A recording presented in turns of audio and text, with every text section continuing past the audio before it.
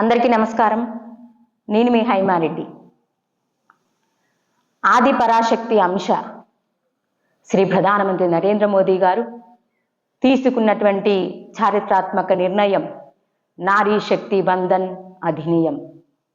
మహిళలకి చట్టసభల్లో 33% రిజర్వేషన్ కల్పించబోతున్నటువంటి శ్రీ ప్రధానమంత్రి నరేంద్ర మోదీ గారు ఈ నారీ శక్తి వందన్ అధినియంని తీసుకువచ్చి ఈనాడు మహిళలకి పెద్దపీట వేస్తూ మహిళల సాధికారత కోసం ఈనాడు ముందు పడుతున్నటువంటి పార్టీ భారతీయ జనతా పార్టీ.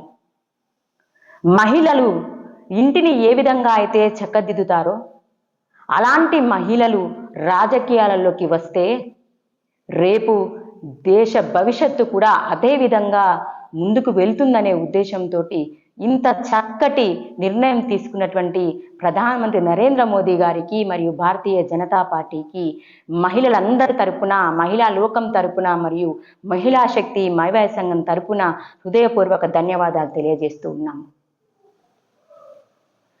ఈనాడు మన భారతదేశ ప్రథమ పౌరురాలైనటువంటి రాష్ట్రపతి గారు కూడా ఒక మహిళ. మహిళలకి అంత చక్కటి అత్యున్నతమైనటువంటి స్థానాన్ని కల్పించేటువంటి పార్టీ భారతీయ జనతా పార్టీ. అతి సామాన్యమైనటువంటి కార్యకర్తగా ఉన్నటువంటి మహిళలని కూడా ఒక మంచి హోదాని కల్పించేటువంటి పార్టీ భారతీయ జనతా పార్టీ.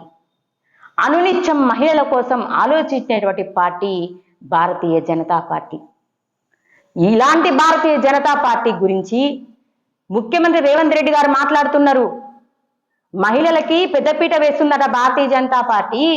ఎక్కడ పెద్దపీట వేస్తుంది అని రేవంత్ రెడ్డి గారు మీరు మర్చిపోతున్నారు. రాష్ట్రపతి గారు ఒక మహిళ, ద్రౌపది ముర్ము గారు. మరి ఇక కాంగ్రెస్ పార్టీ గురించి ఆలోచిస్తే వారసత్వ రాజకీయాలు చేస్తూ ఏం చేయాలో అర్థకాక వారసత్వంలో పెట్టినటువంటి మహిళలు కాబట్టి ఇందిరాగాంధీ గారు, సోనియా గాంధీ గారు ఉన్నారు. మరి అదే ఒక సామాన్య కాంగ్రెస్ కార్యకర్తను తీసుకొచ్చి మీరు చేయలేదు ప్రధానమంత్రిని, రాష్ట్రపతిని. మళ్ళా ఈనాడు భారతీయ జనతా పార్టీని విమర్శిస్తున్నటువంటి రేవంత్ రెడ్డి గారు మరి ఇలా మాట్లాడడం కడు శోచనీయమని తెలియజేస్తా ఉన్నాను. మహిళల కోసము అనునిత్యం పాటుపడుతున్నటువంటి పార్టీ భారతీయ జనతా పార్టీ. ఎన్నో రకాల సంక్షేమ పథకాలను తీసుకొచ్చినటువంటి పార్టీ భారతీయ జనతా పార్టీ. ఈనాడు మహిళలకి మరి ముద్రా యోజన, మహిళలకి మాతృవందన యోజన, ప్రధానమంత్రి మాతృవందన యోజన, ప్రధానమంత్రి ఉజ్వల యోజన. మహిళలు ఇంతకు ముందు టాయిలెట్లు పోవాలంటే బాధపడేటువంటి రోజులుండే.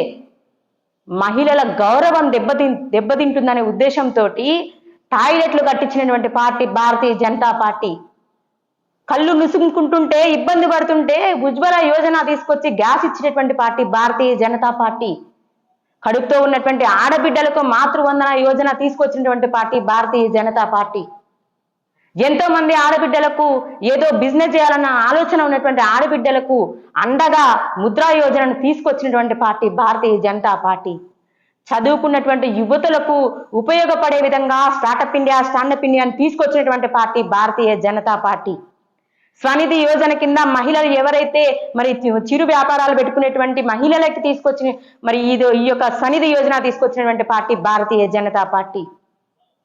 అన్ని రంగాలలో కూడా మహిళలు రావాలే అనే ఉద్దేశంతో ఈనాడు నారీ శక్తి వందన్ అధినియంను తీసుకొచ్చినటువంటి పార్టీ భారతీయ జనతా పార్టీ.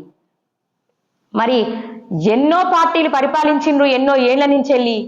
మరి వాళ్ళందరూ ఎందుకు తీసుకురాలేదు చట్టసభల్లో మహిళలకి రిజర్వేషన్లు కల్పించాలనే ఆలోచన? మరి వాళ్ళందరికీ ఎందుకు కలగలేదని ప్రశ్నిస్తున్నాను నేను ఈనాడు రేవంత్ రెడ్డి గారిని. అన్ని రకాలుగా మహిళలు కూడా సమన్యాయం కనుక తీసుకున్నట్లయితే దేశ అభివృద్ధికి పాటుపడతారు. మరి పురుషులు ఏ విధంగా అయితే కష్టపడుతున్నారో అదే విధంగా మరి మహిళలు కూడా చాలా చక్కగా పాటుపడి దేశ అభివృద్ధికి పాటుపడతారన్న ఉద్దేశంతో ఈనాడు నారీ శక్తి వందన్ని తీసుకొచ్చిండ్రు. మరి ఇంతకు ముందున్నటువంటి పార్టీలు ఎందుకు ఆలోచించలేదని నేను ప్రశ్నిస్తూ ఉన్నా. ఇంతటి చక్కటి నారీ శక్తి వందన్ అధినియంకి ప్రతి ఒక్కరు కూడా సపోర్ట్ చేసి ఈ 16, 17, 18 తేదీల్లో ఉన్నటువంటి మరి పార్లమెంట్ సెషన్స్ లో అందరూ కూడా సపోర్ట్ చేసి ఈ యొక్క నారీ శక్తి వందన్ చట్టాన్ని మరి అమలు చేయాల్సిందిగా మరి అందరినీ కూడా కోరుకుంటూ భారత్ మాతాకి జై. అందరికీ నమస్కారం.